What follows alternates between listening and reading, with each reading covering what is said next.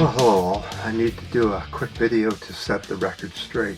The thing that's at most risk around the world is the truth. It seems like the truth is always avoided to instead tell a lie. Along with Texas and the cold weather that's in Texas, and it has been cold there before, this is nothing new. What's new is Texas's governor and government blaming the wind industry and the electric grid for their problems with their own electric grid.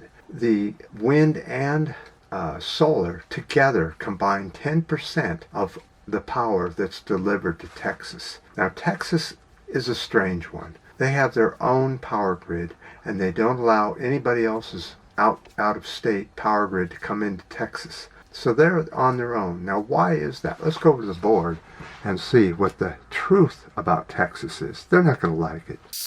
So, Texas's power grid trouble. The EROT is the power company that runs Texas's power grid. It was formed in the 1930s when President Roosevelt signed the Federal Powers Act regulating interstate electric sales. So what happens is that Texas says to hell with all that, and they choose not to have any power brought into their state. I'll just say that's Texas. So the grid is sort of divided in the U.S.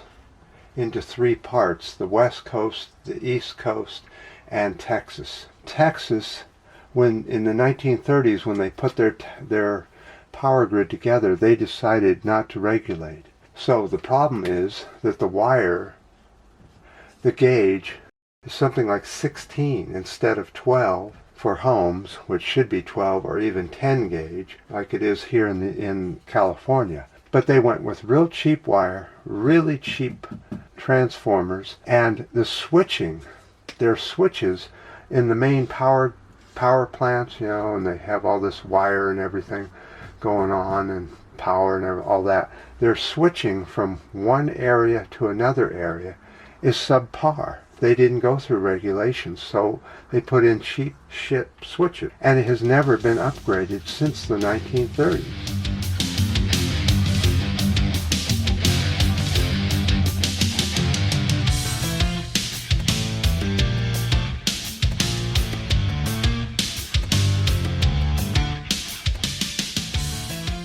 See, Texas is blaming wind power and solar power for the problem. But with only 10% renewable energy available to Texans, the only choice they have is fossil fuels, which is completely failing them at this time. The solar and the wind is actually giving power to the grid, but they would rather blame alternatives than to blame the fossil fuels, which are to blame, and the deregulation of the state. If you aren't going to regulate and take care of your people, then you have to expect this kind of thing, and stop trying to blame it on the liberals. Liberals hardly live in Texas at all, so we had nothing to do with it. I'm so sick of the right wing lying about everything. They couldn't tell the truth if it was the last thing on the planet. Now they're trying to blame the liberals for their problems that they created back in the 1930s on. They never upgraded their power.